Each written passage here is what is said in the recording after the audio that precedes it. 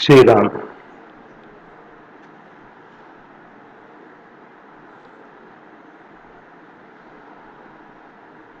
श्री हनुमान चालीसा के माध्यम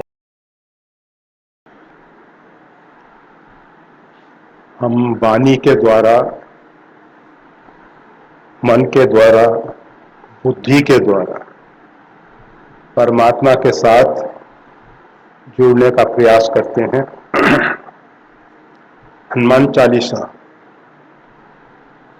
श्रीमद् गोस्वामी तुलसीदास जी की उत्तम कृति है और लोकप्रियता इसकी बहुत अधिक है। और इसमें जो दोहा कहा गया है, ये दोहा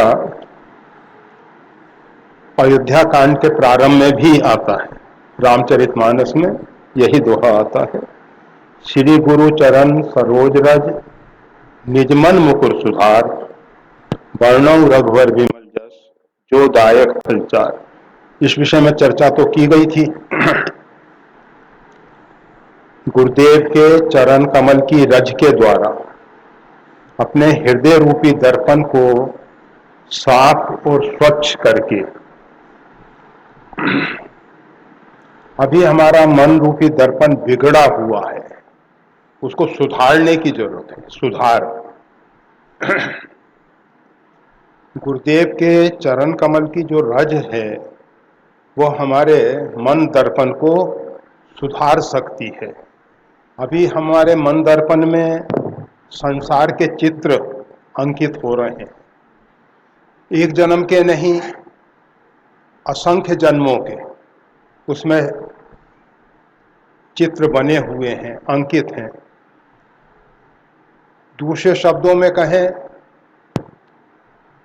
तो ये जीव जो है, जो भिन्न भिन्न शरीरों को धारण करके भिन्न भिन्न योनियों में भटका है, उसके उपरांत कबहू की कर करना नर दे, भगवान का कृपा प्रसाद मानव जीवन मिला है।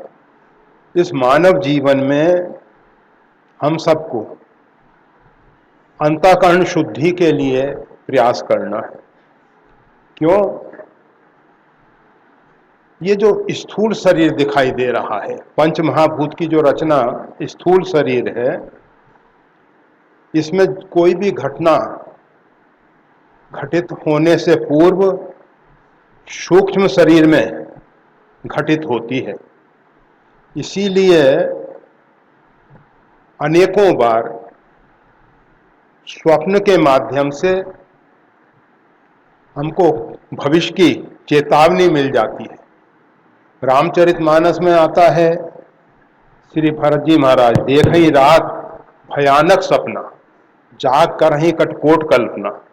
उन्होंने भयंकर स्वप्न देखे और उनकी शांति के लिए रुद्राभिषेक इत्यादि कराया गया, ब्राह्मणों को सम्मानित किया गया। बाद में समाचार मिला कि महाराज दशरथ,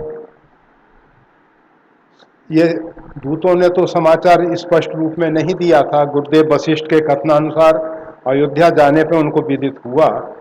तो स्वप्न जो है, त्रिजटा नाम राक्षसी एका, रामचरण रति निपुण विवेका,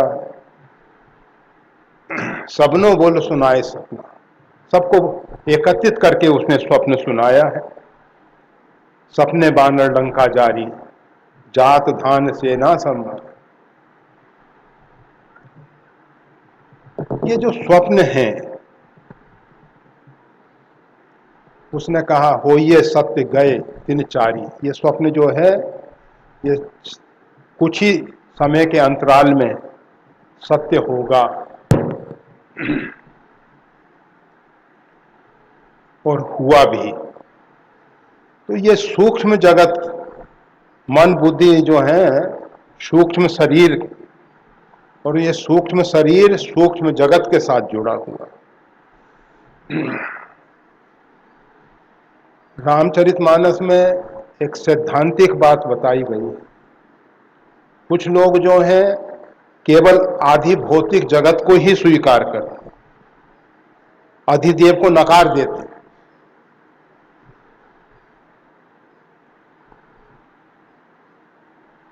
मां नहीं मात पिता नहीं देवा, ये देवा शब्द जो है ना, देव संस्कृति,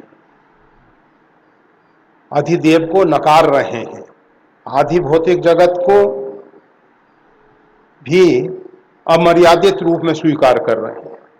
मां नहीं मात पिता नहीं, अर्थात आधि भौतिक जगत में भी वो अमर्यादित कार्य करते हैं और अधिदेव को तो अस्वीकार ही कर देते हैं, मानते ही नहीं है। ऐसे जो लोग हैं वो आसुरी प्रकृति के हैं। ये आसुरी प्रकृति जो है जीव को बंधन में डालती, भवाटवी में भटकाती रहती है। ये जीव भटकता रहता है। अगर हमको भवाटवी से बाहर आना है तो देवी संपदा का अवलंब लेना चाहिए। देवी संपदा विमोक्षाए। तो अंतःकरण शुद्धि के लिए 5 ज्ञानेंद्रिय 5 कर्मेंद्रिय ये बाह्यकरण है। अंतःकरण चतुष्टय मन बुद्धि चित्त अहंकार, ये अंतःकरण चतुष्टय जो है इसको सुधारने की बात की जा रही है। श्री गुरुदेव के चरण कमल की रज के द्वारा अंतःकरण को शुद्ध करके, शुद्धा अंतःकरण में ही परमात्मा तो सबके हृदय में बैठा है। कबीर साहब कहते हैं सब घट मेरा साईया, सूना घट नहीं कोई। मेरा साईं, मेरा स्वामी, मेरे आराध्य, मेरे भगवान, मेरे प्रभु सबके हृदय में विराजमान हैं। सब घट, सूना घट नहीं कोई। कोई भी व्यक्ति ऐसा नहीं है जिसके अंदर वो परमात्मा का प्रकाश न हो, परंतु सकल जीव जग दीन दुखारी, सारा संसार जो है दीन है, दुखी है। क्यों? क्योंकि वो परमात्मा प्रकट नहीं हुआ है, अव्यक्त है। ये जो सगुण साकार परमात्मा की वेदों ने कहा है, जय सगुण निर्गुण रूप रूप अनूप भूप शिरोमणे, देव उन्होंने स्तुति की है कि वेदों में निर्गुण निराकार सगुण साकार दोनों की बात की जाती है, परंतु सगुण जस नित गावहीं, वो कहते हैं कि हम तो नित्य आपका सगुण यश गान करते हैं, सगुण यश गान करते हैं। सगुण का अर्थ यह होता है जो अव्यक्त परमात्मा है वो व्यक्त हो गया। काष्ठ में अग्नि छिपी हुई है, हम हाथ में उस काष्ठ को पकड़े रहते हैं, कुछ नहीं होता। और वो अग्नि अगर प्रकट हो जाती है तो उससे ऊष्मा मिलती है, प्रकाश मिलता है। इसी प्रकार से जो परमात्मा निर्गुण निराकार रूप में सबके हृदय में बैठा है, उसके जो सच्चित आनंदमय गुण हैं, उसके अंदर जो दिव्य गुण हैं, प्रेम, सौहार्द, दया, मैत्री, क्षमा, ये बड़े पवित्र गुणों से वो भरपूर है, भरपूर है। परंतु उसका लाभ हमको नहीं मिल पाता क्योंकि अव्यक्त है। इसीलिए कबीर साहब कहते हैं बलिहारी बा घट की जा घट परगट होए। हम उस घट की बलिहारी जाते हैं जिसके अंदर वो प्रकट हो जाता है। प्रेम से प्रकट हुई में जाना, वो परमात्मा प्रेम से प्रकट होते हैं। तो यहां हमारा मन रूपी दर्पण क्यों बिगड़ा है? क्योंकि वो परमात्मा अव्यक्त रूप में है, अव्यक्त रूप में है। उस परमात्मा को सगुण साकार रूप में प्रकट करना है। हम अभागे हैं, हम प्रेम के क्षेत्र में अभी तक प्रेम जैसे पवित्र शब्द से परिचित नहीं है। कबीर साहब को कहना पड़ा, पढ़ पढ़ जग मुआ पंडित भयानक। 2.5 आखर प्रेम का पढ़े सो पंडित होए। ये 2.5 अक्षर जो प्रेम के हैं अभी हम नहीं पढ़ पाए। कबीर साहब काशी के विद्वानों में जो नाना प्रकार से वेदों का सस्वर उच्चारण करते हैं, गोस्वामी तुलसीदास जी ने वेद पढ़ई जन बट समुदायी दादुर धुन चहु दिशा सुहा। वर्षा ऋतु का वर्णन करते हुए कहते हैं मेढक टल्टर कर रहे हैं। जिस प्रकार से वेद पढ़ई जन बटु समुदाय, जिस प्रकार से बटु समुदाय जो है, ब्रह्मचारियों का जो समुदाय है, वेद पाठ कर रहा, लोगों को वेद की ऋचाओं का अर्थ नहीं मालूम है। वो केवल जैसे मेढक की टर्टर होती है वैसा ही वेदों की ऋचाओं का गान सुनते हैं। वेदों के तात्पर्य को नहीं समझ पाते हैं, नहीं समझ पाते हैं। वो जो परमात्मा है प्रेम से प्रकट होता है, और प्रेम के जो 2.5 अक्षर हैं वो हमको नहीं मालूम है। ऐसे तो पा, आधा रा और मां प्रेम, ऐसा, और खींचतान करने के चक्कर में मत पड़ जाना कि प्रेम के जो 2.5 अक्षर हैं कौन से हैं। अक्षर तो यही है, परंतु इनका अर्थ क्या है वो हम नहीं जानते। आप सब लोगों ने अभद्र भाषा में सुना होगा, बहुत से लोग गाली गलौज करते हैं, अपशब्दों का प्रयोग करते हैं। उसका असर हमारे ऊपर तत्काल होता है। कोई ने हमको गाली दी, तत्काल उसका असर हो जाता है। क्यों हो जाता है? उससे हम परिचित हैं, उसका अर्थ हम जानते हैं। गाली का अर्थ हम जानते हैं, परंतु प्रेम का अर्थ नहीं जानते। ये प्रेम है क्या?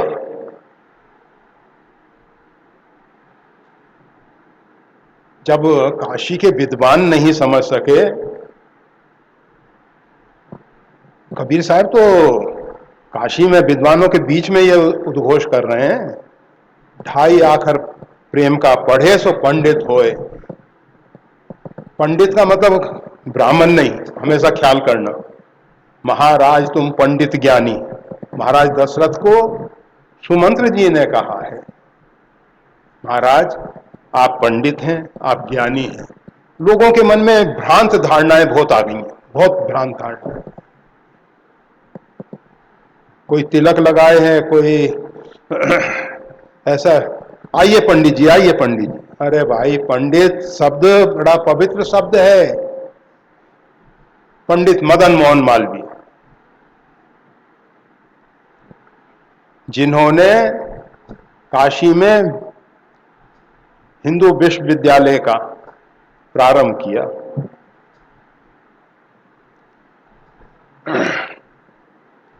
उनको बड़ी उपाधियों से सम्मानित किया जा रहा था। उन्होंने कहा, मेरे को सबसे सर्वोत्कृष्ट उपाधि मिल चुकी है, पंडित। ये सबसे ऊंची उपाधि है, ये कोई छोटी उपाधि नहीं है। अब मेरे नाम के आगे और दूसरी उपाधि मैं नहीं लगाना चाहता। पंडित, जिसको सद असद का विवेक है वह है पंडित। नित्य अनित्य का जिसको बोध हो चुका है वो है पंडित। तो पंडित कौन हो सकता है? ढाई आखर प्रेम का। ये जो ढाई अक्षर प्रेम के पढ़ लेता है वही पंडित होता है। हर एक व्यक्ति पंडित नहीं है। नित्य और अनित्य का बोध हो। वास्तविक में नित्य क्या है? हम अनित्य संसार के लिए, संसार में थोड़ा सा अपमान हो जाता है, हम कहते हैं कि स्वाभिमान को बड़ी ठेस लगी, हम बड़े स्वाभिमानी हैं। अरे स्वाभिमान का अर्थ ये नहीं है समाज के द्वारा मान सम्मान, परंतु लोग जो हैं सोशल रिस्पेक्ट को सेल्फ रिस्पेक्ट मान लेते हैं। स्वाभिमान, समाज में हमारा अपमान हो गया, स्वाभिमान को ठेस नहीं लग सकती। अरे न वो स्व नयनम छिदंती शस्त्राणी नयनम दहती पावक, इसको कौन ठेस पहुंचा सकता है? इसको अग्नि जला नहीं सकता, शस्त्र इसका छेदन नहीं कर सकता, और वाणी इत्यादि तो वहां जाके लौट आते हैं। परंतु हम अभी स्व को नहीं जानते हैं, नित्य को हम नहीं जानते हैं। कहने को तो सब कह देते हैं कि परमात्मा सब जगह परिपूर्ण है, परंतु इसका बोध नहीं है। अंदर से हमको सब में परमात्मा नजर नहीं आता है।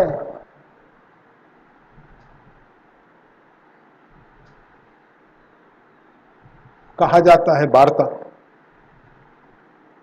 एक सेठ जो है कथा श्रवण करने के लिए गया, उसका रोज का नियम कथा श्रवण करता है, सत्संग में जाता है।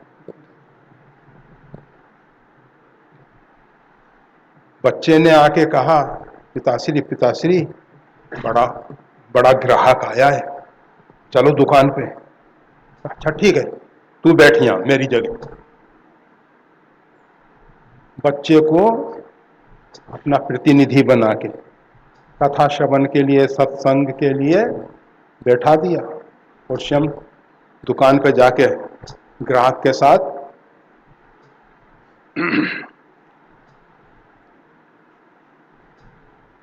कुछ देर के उपरांत ग्राहक से निपटने के बाद सेठ जी फिर आ गए अपने स्थान पर।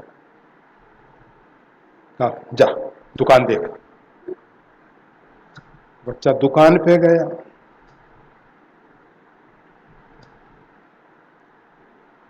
एक गौ माता आई और जो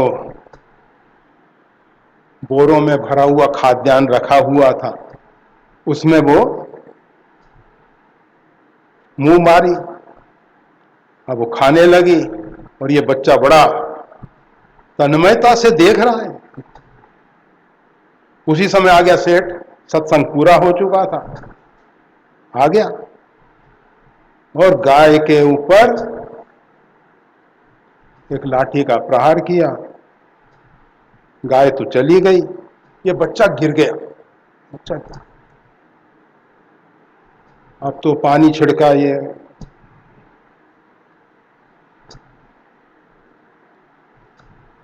बच्चे ने आंख खोली, बेटा तेरे को क्या हो गया था?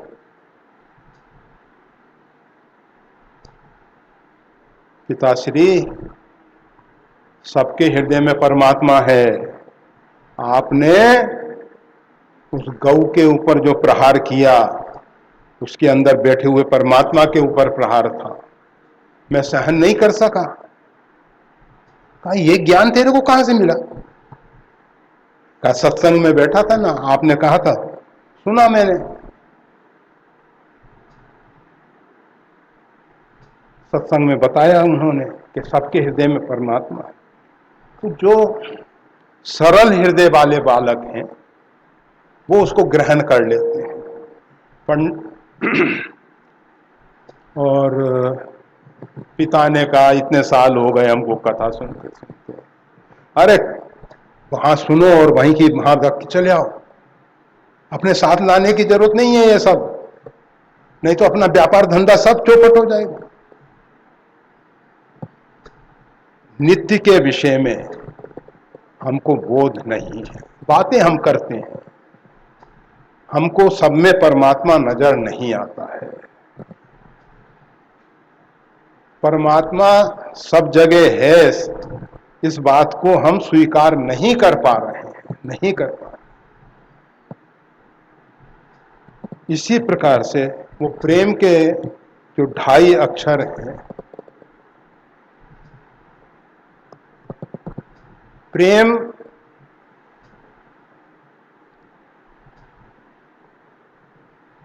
जब प्रकट होता है, प्रेम का मतलब है जिससे हम प्रेम करते हैं, जिससे हम प्रेम करते हैं उसके सुख और उसके उत्कर्ष में हमको प्रसन्नता हो, और उस प्रसन्नता के द्वारा हमारे अंदर एक पवित्र धारा प्रवाहित हो, वो है प्रेम रस। प्रेम रस चाखो नहीं, अभी हमने प्रेम रस चखा नहीं है।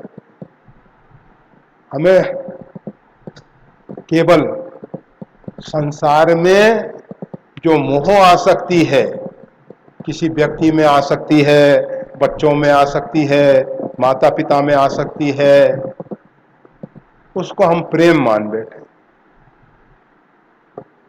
प्रेम जो है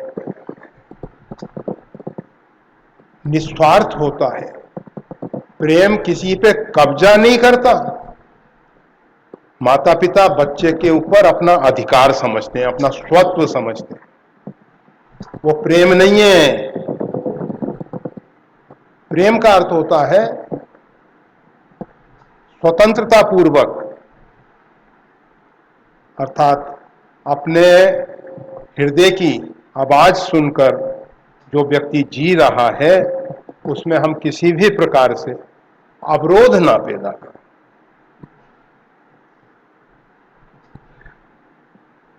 पुरुष पत्नी से प्रेम करता है, पत्नी पे अपना अधिकार समझता है, अगर वो उसकी इच्छा के विपरीत जाती है उसको स्वीकार नहीं है। पत्नी पति पे अपना अधिकार समझती है, वो उसकी इच्छा के विपरीत जाता है, वो स्वीकार नहीं। दोनों एक दूसरे के ऊपर अपना अधिकार बता रहे हैं, ये प्रेम नहीं है। प्रेम प्रेम गली अति सागरी, कामे दो न समाए। प्रेम की गली जो है इतनी संकीर्ण है, उसमें द्वैत गिर जाता है, दूसरा कोई समाता ही नहीं है।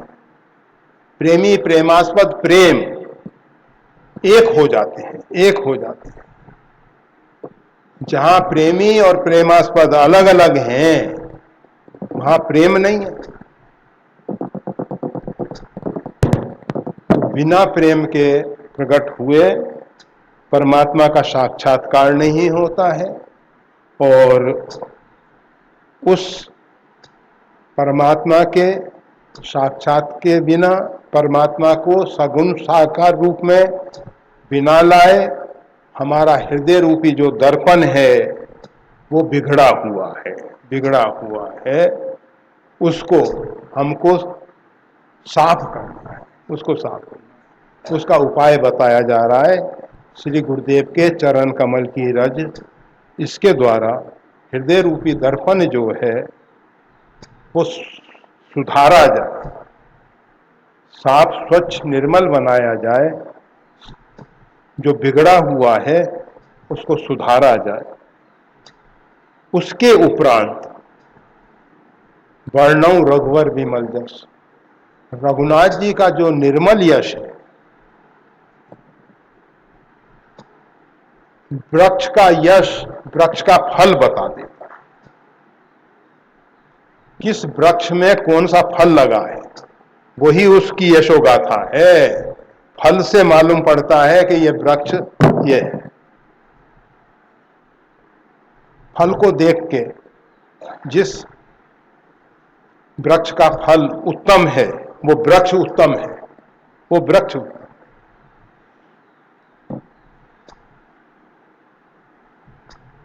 तो रघुनाथ जी का निर्मल यश भक्तों के द्वारा जाना। भगवान के भक्त कैसे? गुरु का निर्मल यश शिष्य के द्वारा जाना। शिष्य कैसे? अगर शिष्य अपने आप में सही नहीं है तो गुरु का निर्मल यश कभी भी नहीं फैलेगा, कभी नहीं फैलेगा। गुरु का निर्मल यश शिष्यों के सदाचरण से जाना जाता है। उस परमात्मा का निर्मल यश भक्तों के द्वारा जाना है। और कौन से भक्त? श्री आंजनेय जैसे, श्री हनुमान जी जैसे। तो यहां गोस्वामी तुलसीदास जी श्री हनुमान जी का चरित्र का कुछ अंश स्पर्श करेंगे हनुमान चालीसा के माध्यम से। तो यह है रघुनाथ जी का निर्मल यश। वर्णौ रघुवर विमल जस, ये रघुनाथ जी का निर्मल यश है।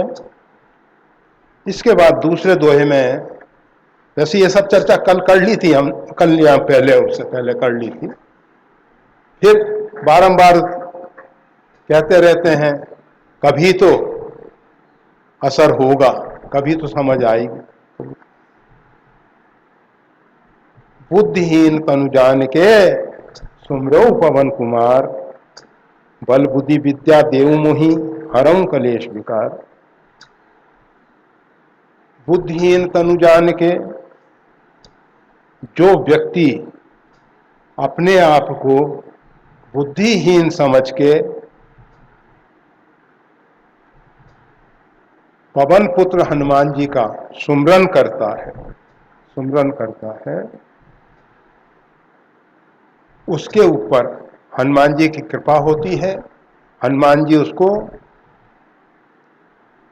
बल बुद्धि विद्या प्रदान करके उसके विकारों का हरण कर लेते।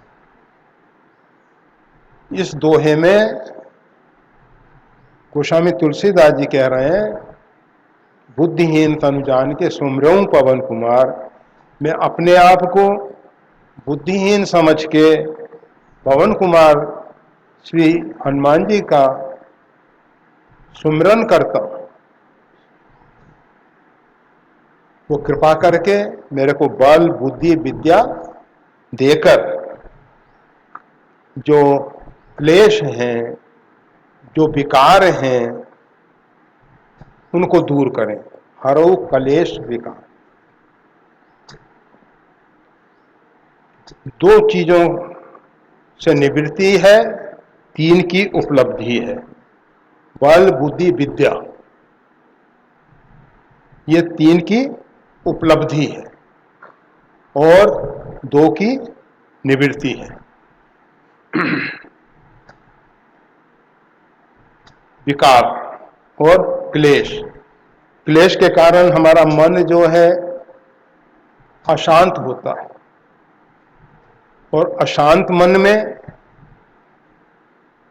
जैसे जल अस्थिर हो जाता है, तो उसमें कोई भी बिंब साफ नहीं दिखाई देता। और वही जल जब स्थिर हो जाता है, शांत हो जाता है, तो उसमें कोई भी प्रतिबिंब नजर आ जाता है। इसी प्रकार से जब तक हमारा मन चंचल है, तब तक उसमें कोई भी वस्तु का सही चित्र प्रकट नहीं होता है। जितने स्कूल कॉलेज के विद्यार्थी हैं, चंचल चित्त से परीक्षाएं तो पास कर सकते हैं, परंतु विद्या बिन विवेक उपजाए। विद्या से जो सबसे बड़ा लाभ मिलना चाहिए, विवेक, अगर विद्या से विवेक नहीं हो रहा तो समझना चाहिए कि केवल श्रम किया, विद्या अर्जित नहीं हुई, विद्या का बोझ ढो रहे हैं। विद्या साभिमुक्त है, विद्या ददाति विनयम। विद्या से तो नम्रता आनी चाहिए, अहंकार और अभिमान नहीं, शालीनता आनी चाहिए।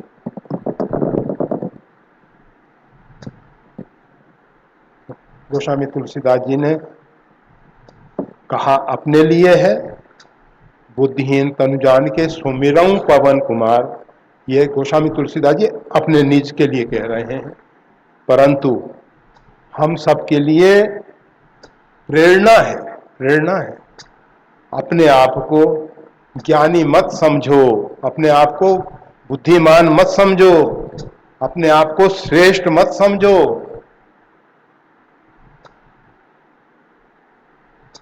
अरे बुद्धि सही होती तो हम कोई भी कार्य करते, विचार करके करते, विवेक पूर्वक करते। हम जो करने जा रहे हैं इसका परिणाम क्या होगा। हम भोजन करते हैं, भोजन करने में विचार कर लें कि जो हम खाद्य पदार्थ खा रहे हैं, अब जैसे तंबाकू खाने वाले लोग तंबाकू खा रहे हैं, थोड़ा सा विचार करें कि ये खाने से होगा क्या, इसका परिणाम क्या है। दारू पी रहे हैं, विचार करो कि इसका परिणाम क्या है।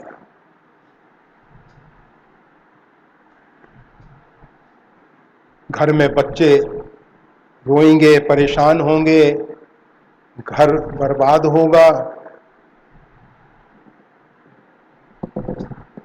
परंतु हम पिए जा रहे हैं। घर वालों का कुछ भी हो, परिवार का कुछ भी हो,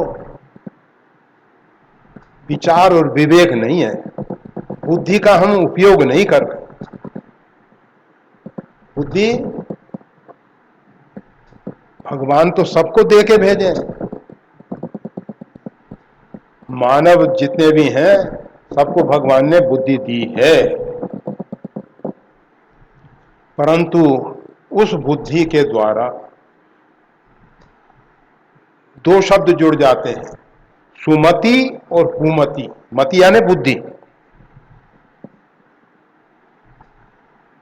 अगर सत्संग में हम रहते हैं तो वो बुद्धि सुमति बन जाती है, और हम कुसंग में रहते हैं तो वो बुद्धि कुमति बन जाती है।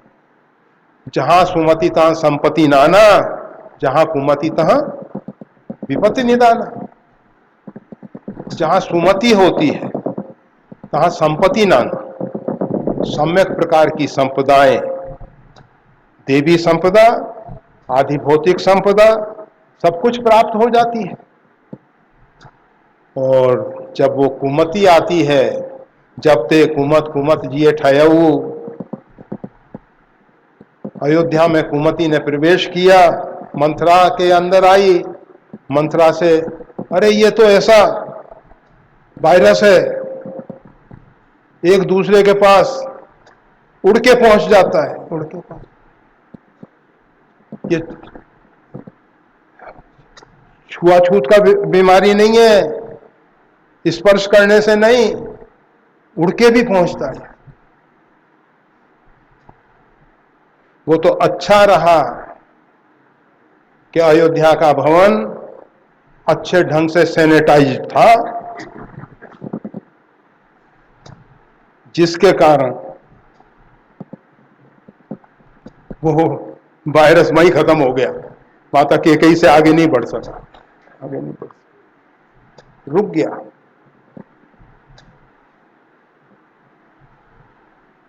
कारण क्या है? जहां परमात्मा खेल रहे हैं, विचरण कर रहे हैं, बालक बन के, उनके जो स्पंदन है, उनकी जो ऊर्जा है, वो उस क्षेत्र में व्याप्त थी। तो उसमें ये जो कुसंग का वायरस आया था, मंथरा में तो प्रवेश कराया गया था सरस्वती के द्वारा, और बस वो कैकेयी माता तक जाके विराम पा गया, रुक गया। तो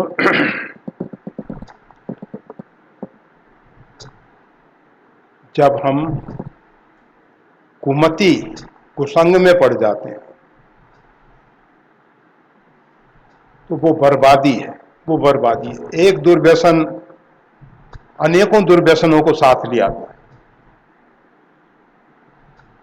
है। एक दुर्व्यसन होगा, फिर दूसरा आएगा, तीसरा आएगा, चोरी, व्यभिचार, अनेक अनेक प्रकार के दुर्व्यसन इकट्ठे हो जाए। और अगर सत्संग में जाएंगे, सद्विचार, समता, संतोष, ये सब आने लग जाएंगे। आप जानते हो, ये जो पलंग, चारपाई, उसका नाम है चारपाई। उसके 4 पैर होते, उसका एक पैर पकड़ लो, उसको खींचो तो 3 पैर अपने आप खींचे चले आए। एक पैर को पकड़ लिया तो 3 को खींचने की जरूरत नहीं, एक से ही, क्योंकि सब एक दूसरे के साथ जुड़े हुए हैं।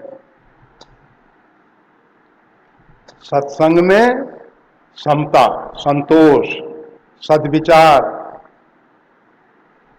अपने आप आने लग गए, अपने आप, उनको बुलाना नहीं पड़ेगा। समिट समिट जल भरई तलावा, जिम सद्गुण सज्जन पहिया। जैसे वर्षा ऋतु का जल गहरे स्थान पे एकत्रित हो जाता है, इसी प्रकार से सत्संग के द्वारा जिसका हृदय अगाध हो गया है, गहरा हो गया है, वहां सब सद्गुण अपने आप आ जाते हैं और उनके द्वारा कल्याण होता है। तो बुद्धिहीन तन जान के सुमरऊं पवन कुमार, बल बुद्धि विद्या देव मुहि हरऊं कलेश विकार। हे आंजनेय, हे हनुमान जी महाराज, आप हमको वो बल दीजिए, हम दुराचारियों के साथ संघर्ष कर सकें। आप जानते हैं, रामचरितमानस में, रामचरितमानस का अमर शहीद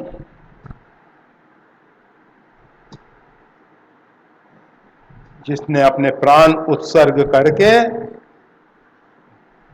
एक लौकिक दृष्टि से देखा जाए तो अबला नारी जो रावण के द्वारा उत्पीड़ित हो रही थी, उससे संघर्ष किया।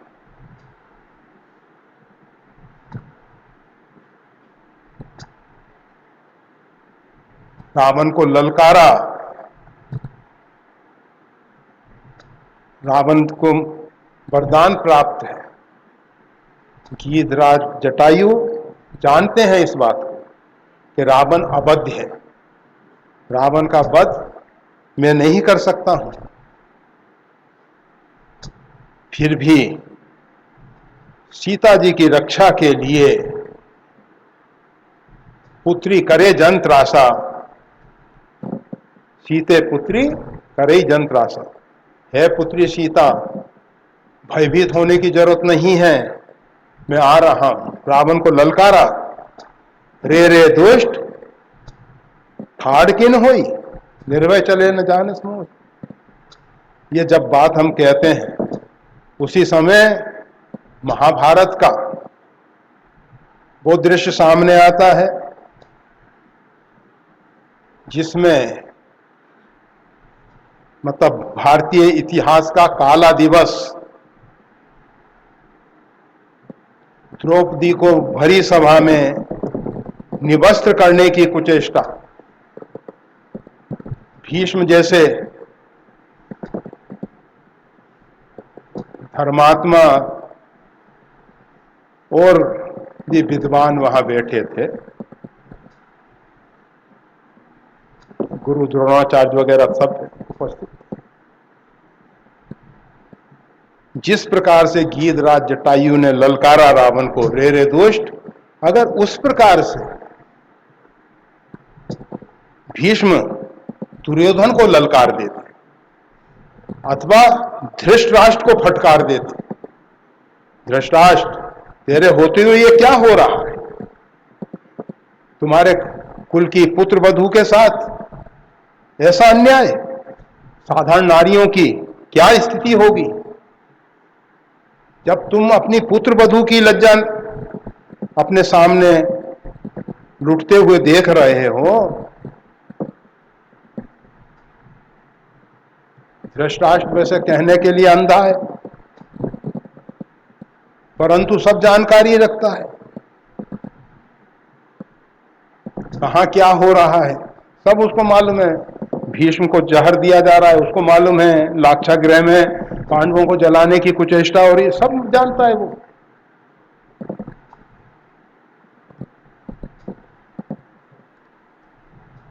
तो बल का सदुपयोग हो, अबला नारियों का सतीत्व जहां खतरे में है वहां अपने प्राण उत्सर्ग करके भी हम उसकी रक्षा करें, ये भारतीय पवित्र इतिहास है। ये महाभारत का इतिहास नहीं है। वैसे महाभारत में भी एक नारी के साथ ये जो अभद्र व्यवहार हुआ उसका परिणाम 18 अक्षौहिणी सेना को बलिदान देना पड़ा। बड़े बड़े महारथी अतिरथी चाहे भीष्म हो द्रोण हो सब समाप्त हुए एक नारी के अपमान से। भारत के ये प्राचीन भारत में जो दो बड़े महायुद्ध हुए हैं, एक राम रावण युद्ध एक नारी के अपमान के कारण हुआ, दूसरा महाभारत एक नारी के अपमान के कारण। जब तक इस राष्ट्र में हमारे भारत में नारी सम्मान था, नारी को आदर की दृष्टि से देखा जाता था, तब तक ये देश सब प्रकार की सुख संपदाओं से भरपूर रहा।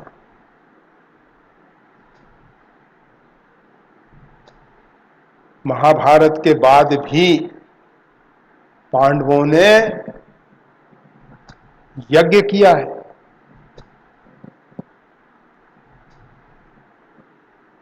बहुत बड़ा यज्ञ किया है। और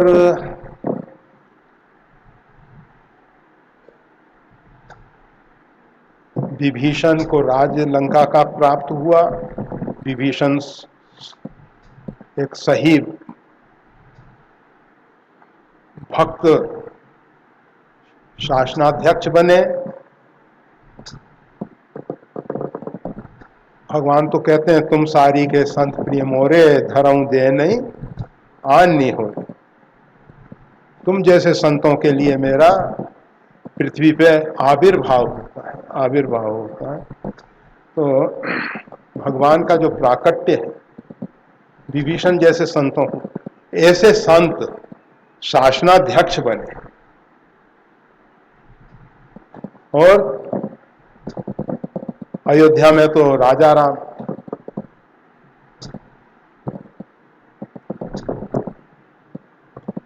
और परिणाम क्या आया, नहीं दरिद्र को दुखी न दीना। देवता प्रसन्न हो गए, रावण के वध से अत्याचारी, आताताई, दुष्ट के अंत होने से देवता प्रसन्न हो गए। देवताओं की प्रसन्नता से सुख समृद्धि चारों तरफ फैल गई। सब जगह कोई दरिद्र नहीं रहा, कोई दुखी नहीं रहा, कोई दीन नहीं रहा। सब आपस में प्रेम से जीते। तो बल का उपयोग दुष्ट आताताइयों के विरोध में हो। जो ये नारी के साथ इस प्रकार के कुत्सित कर्म करके देश को कलंकित कर रहे हैं, उनके साथ हो। बुद्धि हमारी हमेशा विवेक पूर्वक निर्णय ले। विद्या हमारी सभी प्रकार के बंधनों से मुक्तिदायक हो। और ऐसे बल बुद्धि विद्या जो हैं, उनसे हमारे जीवन के सभी सम्यक प्रकार के क्लेश और विकार दूर हो सकते हैं। तो हनुमान जी से ये प्रार्थना की गई है गोस्वामी तुलसीदास जी ने।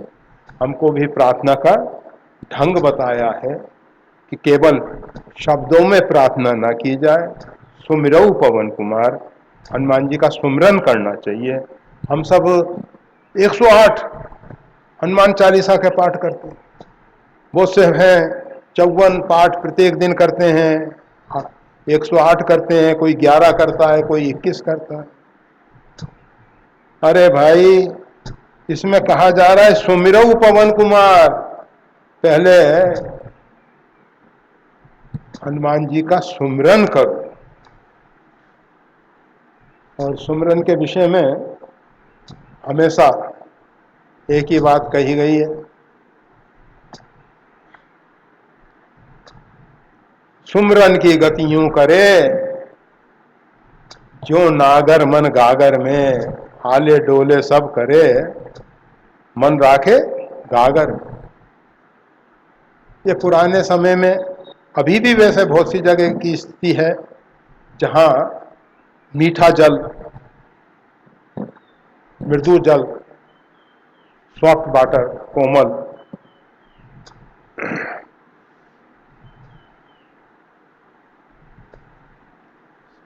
गांव से बाहर है, सरिताओं से जल लाना पड़ता है।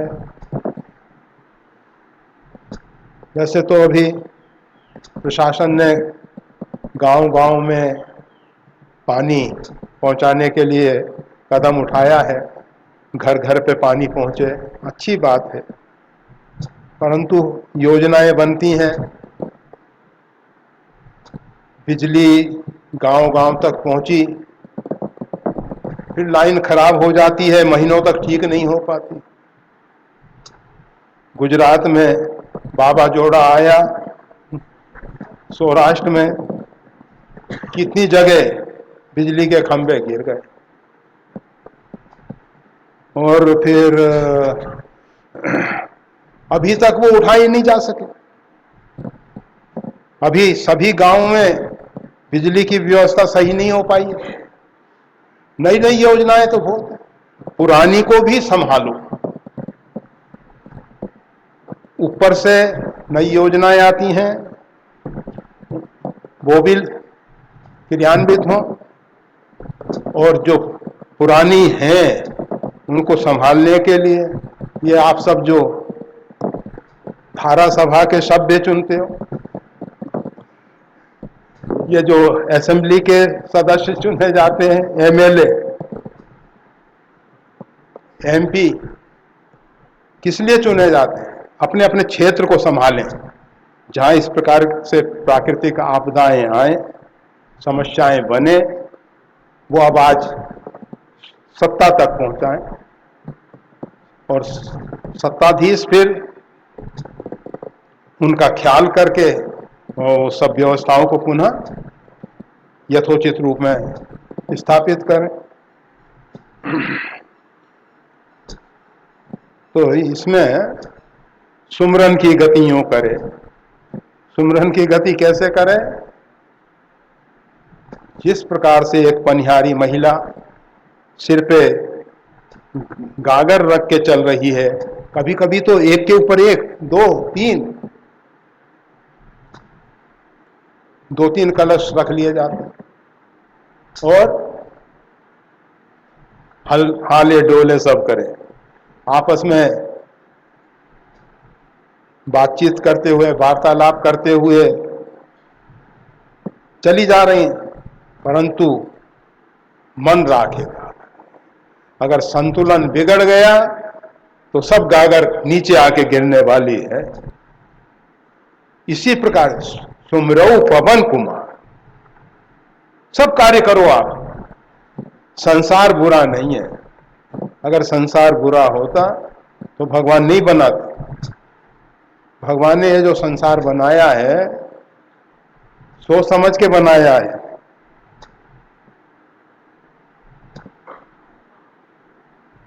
वैसे तो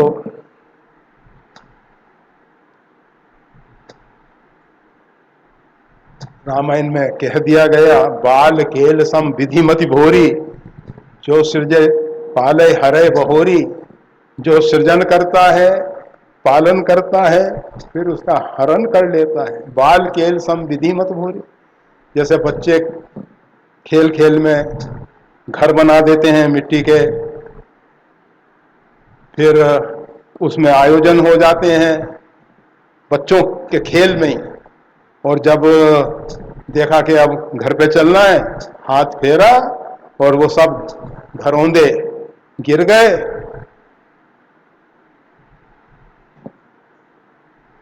तो विधाता की बुद्धि जो है बड़ी भोली है, जो सृज पाले हरे बहोरी। पर ऐसा नहीं है, ऐसा नहीं है। उसका सृजन, उसका पालन, उसका परावर्तन रहस्यमय है, रहस्यमय। परमात्मा की प्रत्येक लीला रास लीला है, रहस्यमयी लीला है। ऐसे नहीं वो ठुमक ठुमक नाच रहा है। वो जो रास लीला है, नृत्य कर रहा है, वो प्रत्येक के पीछे रहस्य है। तो सुमरव पवन कुमार, पवन कुमार का सुमरन करना चाहिए संसार में सब कार्य करते हुए। इस प्रकार से गोस्वामी जी ने ये दो दोहे में बहुत कुछ कहा है, हम तो नहीं कह पाएंगे, परंतु जय हनुमान ज्ञान गुण सागर, जय कपीस तिहुँ लोक उजागर। अब हनुमान चालीसा का चौपाई प्रारंभ हो रही है। जो ज्ञान और गुण के समुद्र हैं, ऐसे श्री हनुमान जी की जय हो।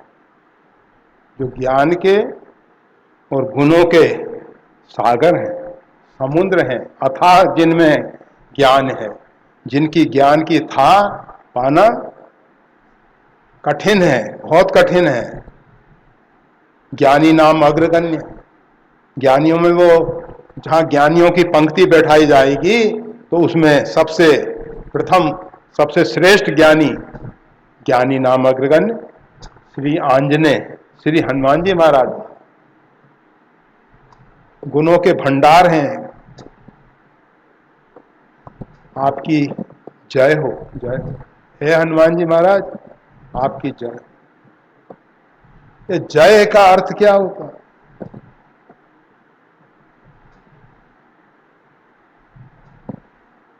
जय का सीधा सा अर्थ आप सब जानते हैं। दो व्यक्ति आपस में झगड़ रहे हैं, एक की जय हुई अर्थात वो विजयी हुआ और दूसरा पराजित। तो जब हम कहते हैं हनुमान जी आपकी जय हो, उसके पीछे हमने अपनी पराजय स्वीकार की है। कही जय जय जय रघुकुल केतु, परशुराम जी महाराज भगवान की जय जयकार करते हुए अपनी पराजय स्वीकार करके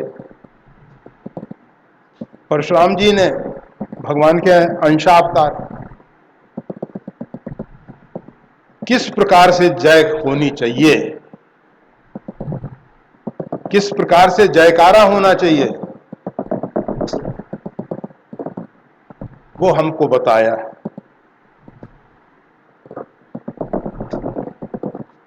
कही जय जय, भगवान की जय को अपनी पराजय स्वीकार की, परंतु मुदित मन से, प्रसन्न चित्त से। पराजय के बाद अपने अंदर किसी कमी का एहसास ना हो, गिल्टी फील ना करें, किसी प्रकार से हमें नहीं,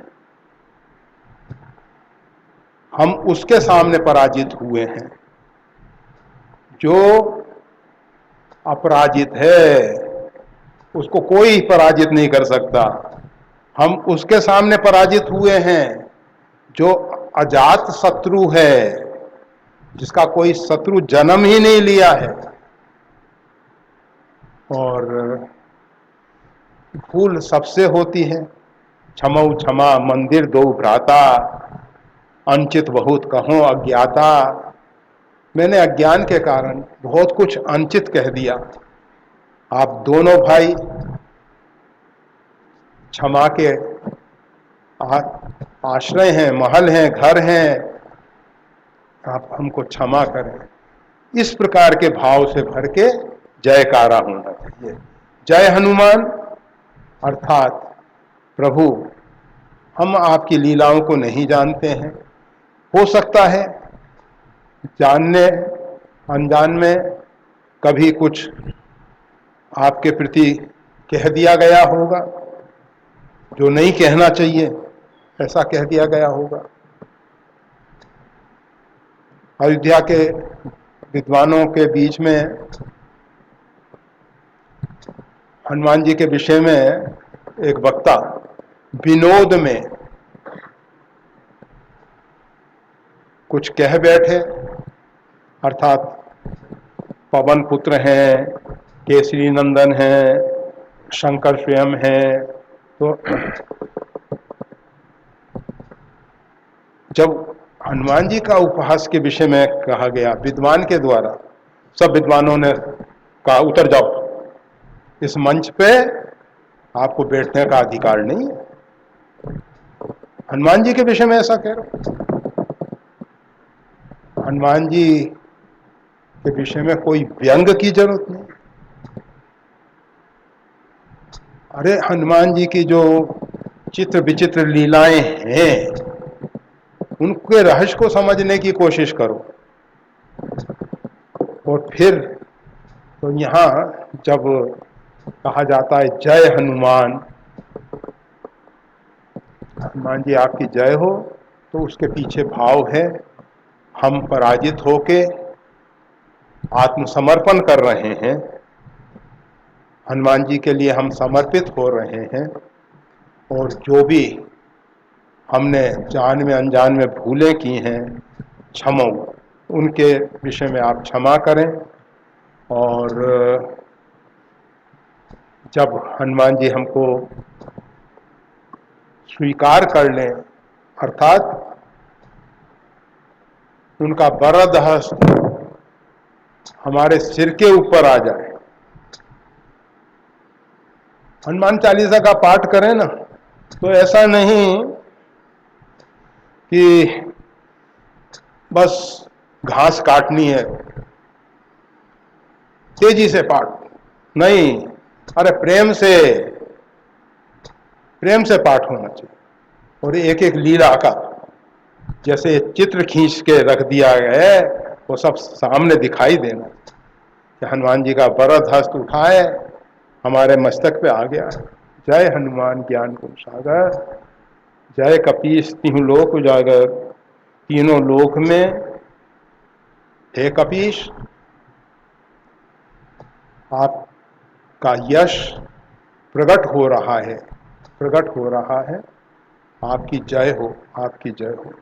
इस प्रकार से जय जयकार करते हुए हनुमान चालीसा का चौपाई के रूप में प्रारंभ हो गया। आज इतना ही बहुत है। घड़ी की सुई जो है, एक नहीं दो घड़ियां लगाई गई हैं सामने, कि अगर एक ना दिखे, एक बिजली से वो डिजिटल है तो कभी बिजली चली जाए, दूसरी सावधान, और शायद एक इधर भी होगी, नहीं हटा दी गई। पहले सब लोग इधर देखते रहते, कितना टाइम हटा दी इन लोगों ने। जो भी है ठीक है। तो आज इतना ही। आप सबने बड़े प्रेम से सुना। जय श्री राम।